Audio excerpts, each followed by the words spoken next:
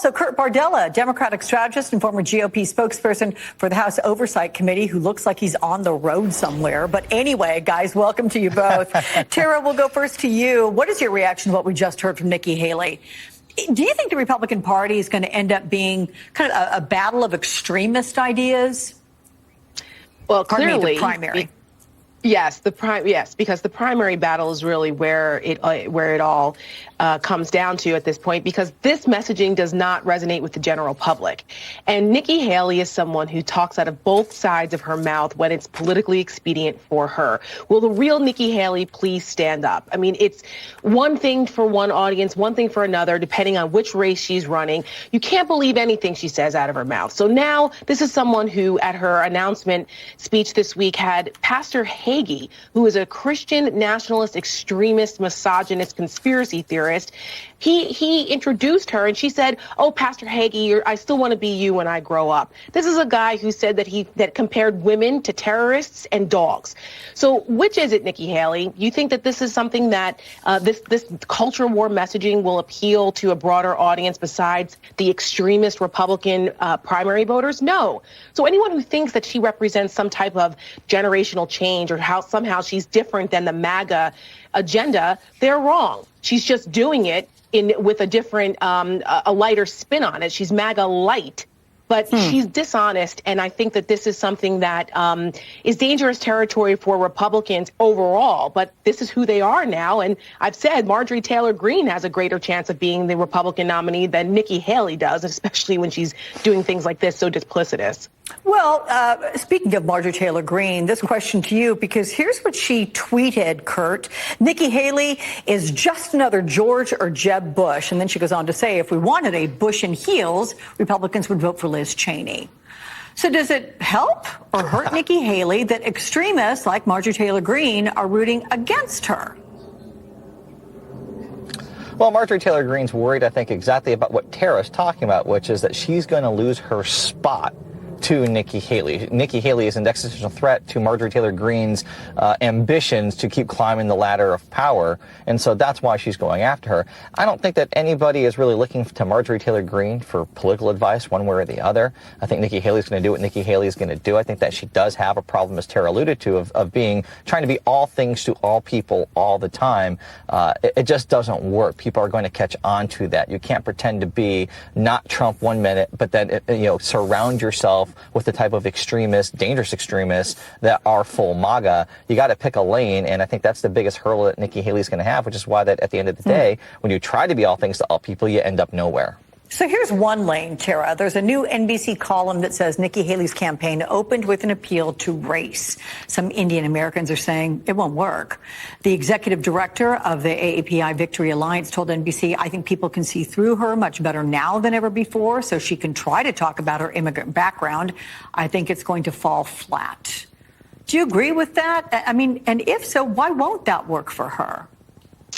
Well, I mean, I can't speak on behalf of the Indian American community because I'm not part of that, but I can see where the comparisons would be to where oftentimes Republicans will try to use immigrants or minorities as tokens to try to deflect away from policies and positions that are actually exclusive of those communities. And Nikki Haley is no different than a lot of the rest of them. I mean, it's the same thing with the Ben Carsons of the world or the Herschel Walkers, where they think, oh, if they just put a black candidate up there to say, oh, there's no more racism, that white people go, yeah, see, that's okay. We're not racist anymore because the black guy said there's no more racism. You know, it's really incredulous and quite transparent. And when Nikki Haley says that, oh, she grew up on the other side of the tracks and how the tracks divided the community, well, who the hell does she think put the tracks there? There's no racism in America. I guess the track just showed up through immaculate construction. I mean, it's an asinine position and very transparent. So I think people will see right through it because she's actually not very good at this. Interesting.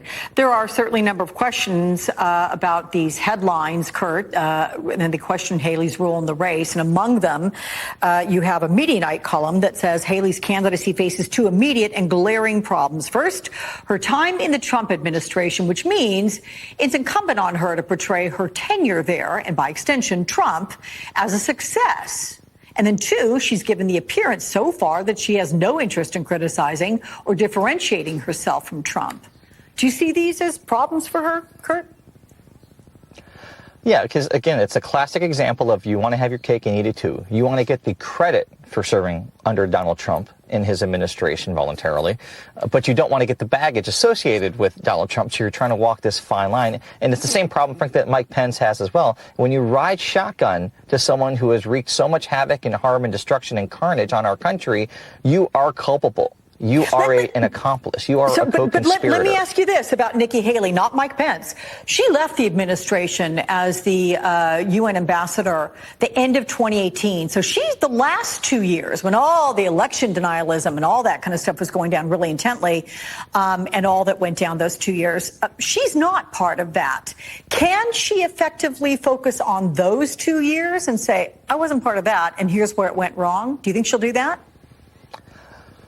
She might try, but again, silence is complicit. She could have at any time availed herself to the plethora of microphones that are available to her as a former UN ambassador, as a former Trump appointee, and spoken out forcefully, deliberately. She could have done exactly what Liz Cheney did, exactly what Adam Kinzinger did, and she didn't. She stayed silent because she wanted to try to protect her political prospects, which again, when people stay silent and know better, that's worse to me almost than the actual perpetrators who are doing what they're doing. You know, all it takes is good people to stay silent for evil to triumph. That's exactly what we've seen from people like Nikki Haley. Let me give you the last word, Tara, on this relative to what Mitt Romney said, which is the more crowded this race gets on the GOP side, the more likely it hands it to Donald Trump by splintering it. What do you think? Oh, he's absolutely right. I mean, at the Lincoln Project, we've made this point repeatedly. And the idea that Donald Trump is no longer a threat, or that, oh, well, it's all about Ron DeSantis and Trump is just an afterthought, that's BS, because more people who are in this, they split the primary vote. Republicans have an all or nothing, winner takes all primary system. It's not like the Democrats. So if they have all of these vanity candidates like Nikki Haley and others that are in this race, they will split the vote of people who don't want Trump, and it'll be a repeat of 2016 all over again. So, Mitt Romney's absolutely right. And the Nikki Haleys who are trying to be lukewarm here, who is their constituency? I don't know who those people are. And until she says forcefully that Joe Biden is the legally elected president of the United States, there was no voter fraud, that she is turning away from any of the Republican Party's anti-democratic, illiberal policies and attempts to undermine our constitutional order, she has no credibility whatsoever. None. Okay, that scenario you portray, though, I've got to say one word in response to that. Yikes. All right, Tara and Kurt, good to see you both. Thank you.